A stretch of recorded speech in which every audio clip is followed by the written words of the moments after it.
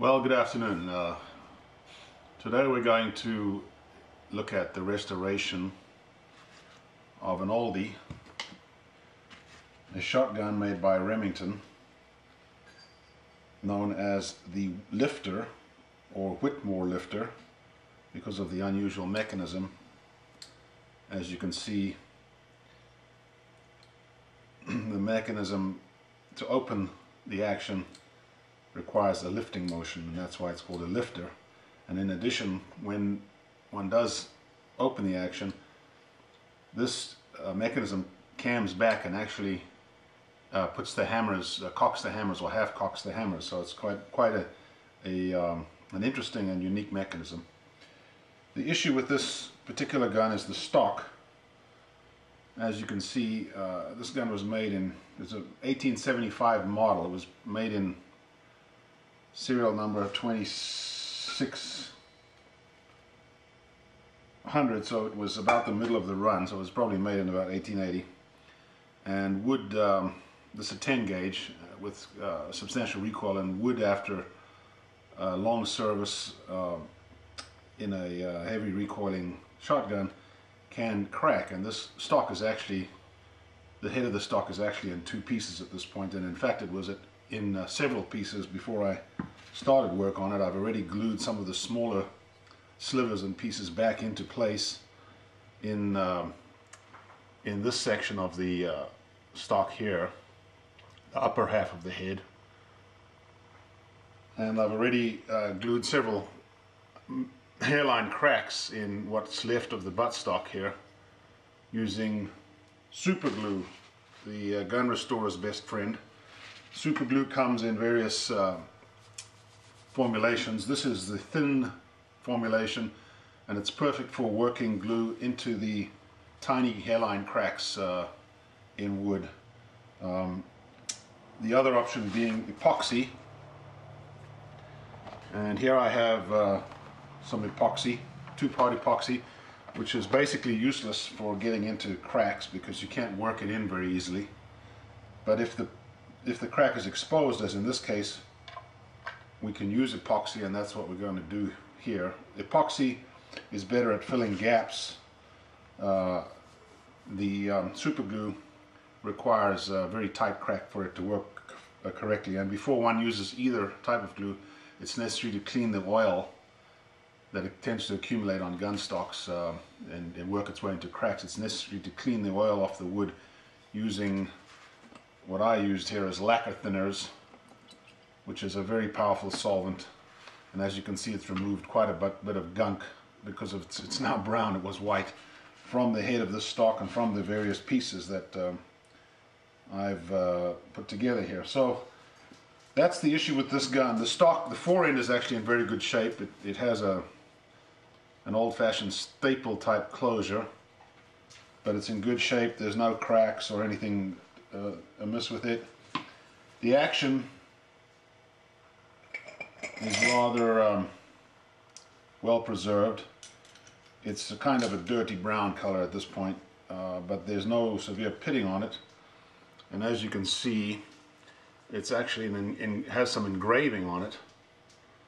It's a grade 3 gun, and these guns do go up to grade 5, I believe. The difference being better quality wood and more elaborate engraving. These guns can be worth up to $5,000 in good original condition. This gun will never be worth that because it has lost most of its original finish, although it hasn't been messed with. I don't see any evidence of polishing on the action. It's just turned a plum brown. I think the wood finish is original, the checkering is original, the butt plate is original. So it's interesting and worth restoring from that perspective, but it will never be worth $5,000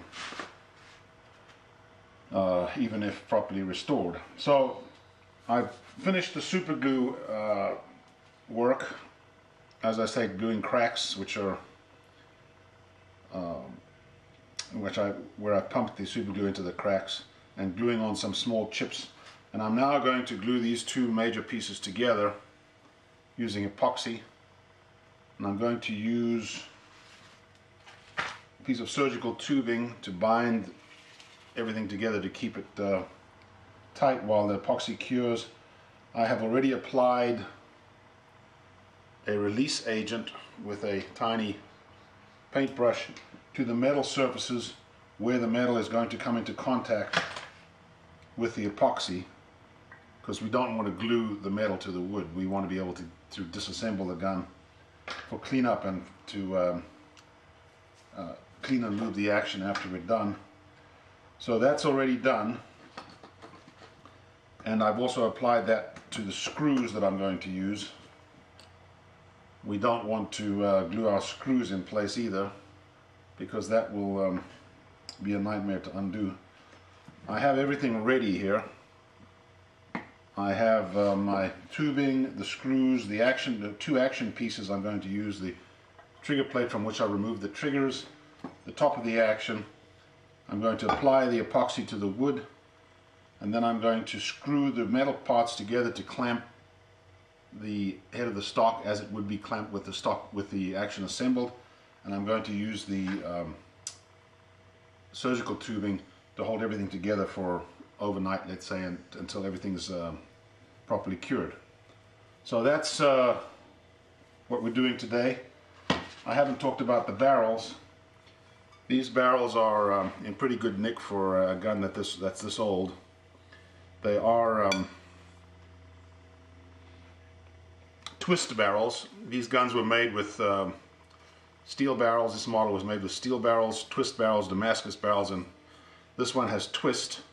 It's similar to Damascus, but it's not as elaborate. They're nice and heavy. I've measured the walls both at the end of the chambers and at the thinnest point here, and they're about 40 thousandths, which is very stout.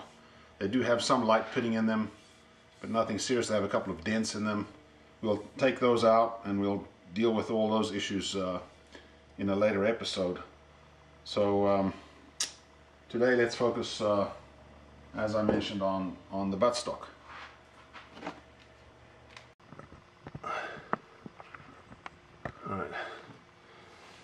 Alright, it looks like we're recording, and I'm going to, you don't have to look at me, you can look at what I'm doing here. I'm taking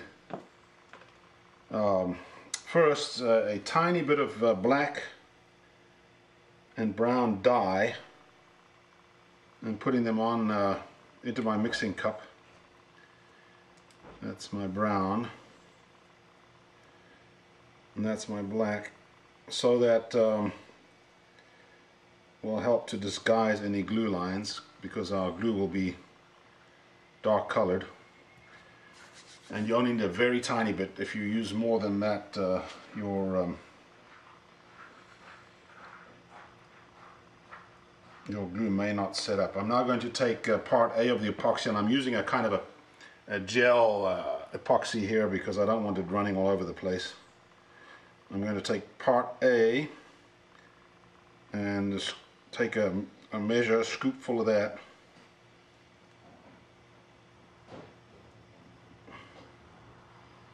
And put it into my mixing cup. And now I'm going to clean that out of there because I don't want to contaminate my epoxy. Put the lid on so I don't put the wrong lid on the wrong jar, and that's going to be the last time the lid ever comes off.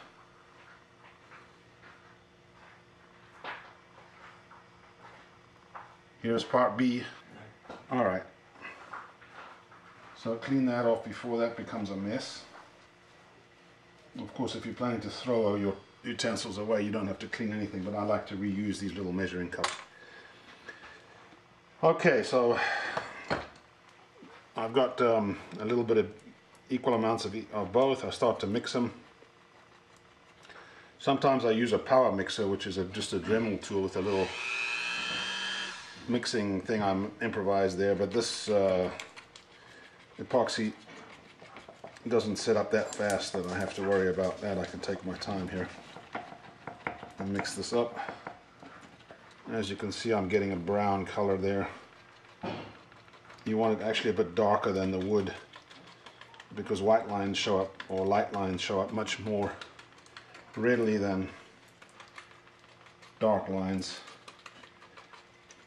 You do want to mix this thoroughly though. Don't get in so much of a rush that you fail to mix your glue, because then you're going to have a sticky mess that is going to be worse than what you started off with. Okay, so I think I've got my glue mixed up. I'll put the epoxy out of the way here.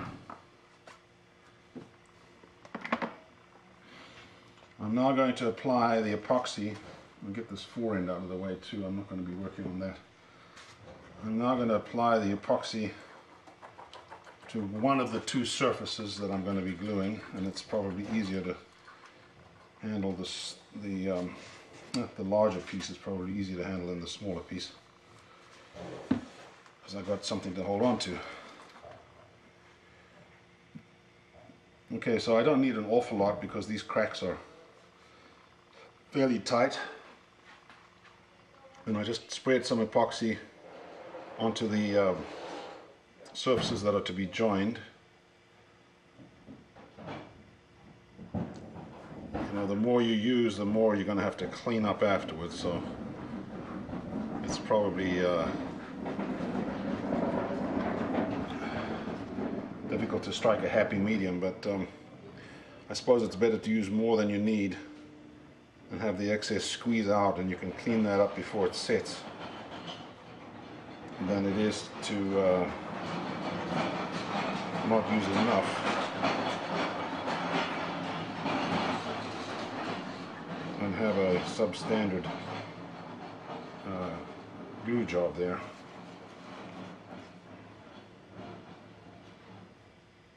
Alright, I think I've got everything covered. I'm going to use a little bit of extra to fill in a couple of voids here that we've got some missing wood in a couple of areas, but I've got that pretty much covered up.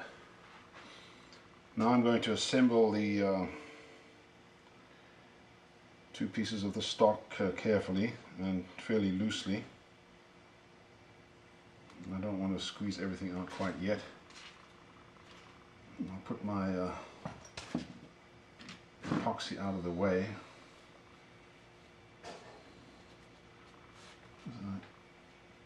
I don't want to do that yet, quite yet. Okay, now I can carefully reassemble the gun. There I put the action on. I'm going to wipe this stuff off my hands because you don't want to get this in the checkering. Alright, that's asking for trouble. I'll put the other half in place. These two pieces of the action will clamp the stock head together. I've got my screwdrivers ready and my screws ready. I'm not going to over tighten anything. I'm just going to snug it down a bit to the point where it will clamp the wood together. It's important when working on guns to use a screwdriver that fits the screw you're working on.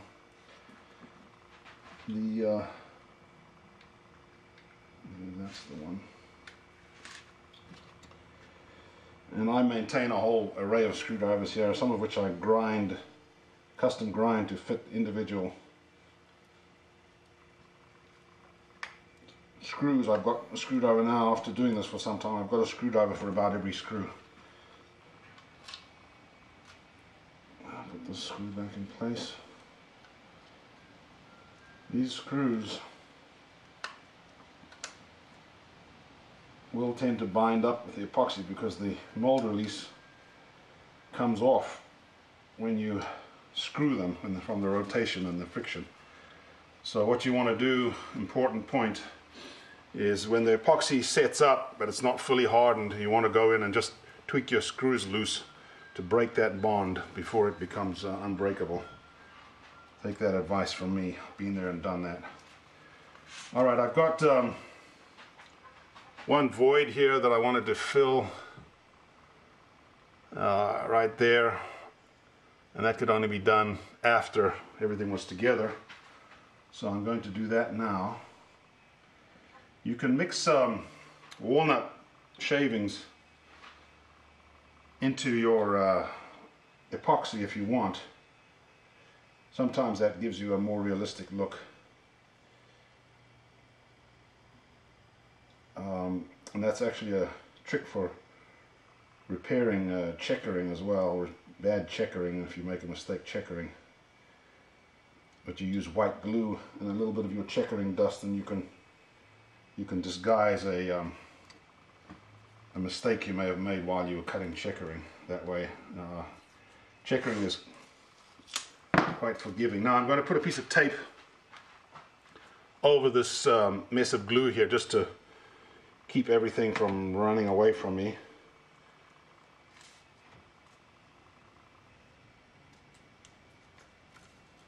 Kind of like a bandage to stop you from bleeding.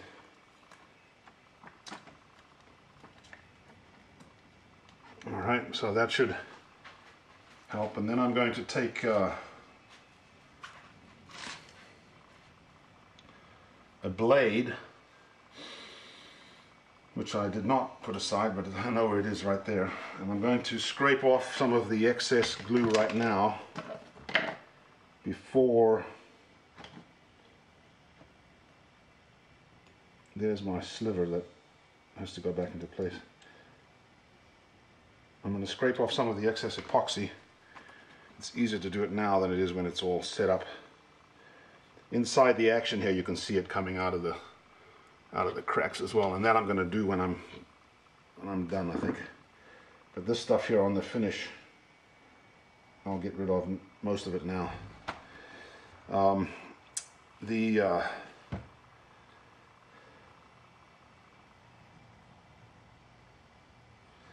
You can leave a little bit on there because you've got to get that crack flush, you've got to sand it anyway, and then you've got to refinish the stock, which is kind of where we're headed anyway.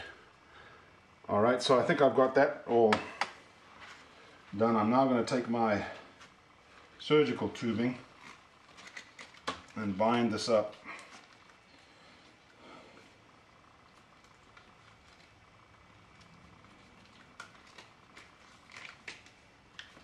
Stretching it partially as I work.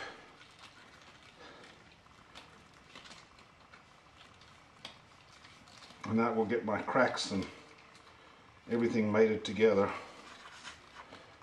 My final wrap, you just make a little knot. Okay, so there's our finished job.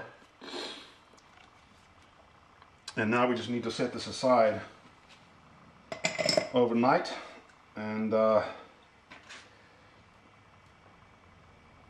not forgetting that in about an hour or 2 hours I need to come and just loosen my screws a tweak so that they are not welded into the epoxy for posterity. That doesn't solve anything. So one last check.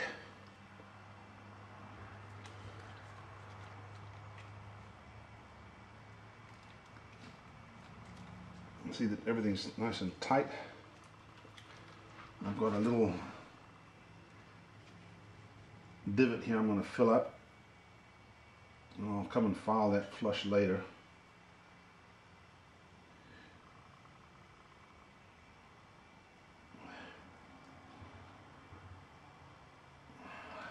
I'll put a little tape over it. This is just masking tape.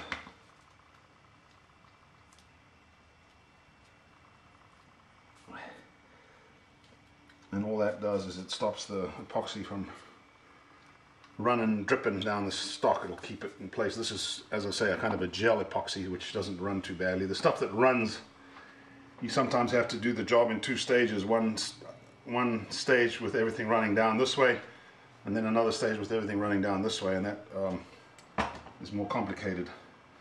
Alright, so we've got it all glued up. We'll set that down, and we'll go back to enjoying a cup of tea.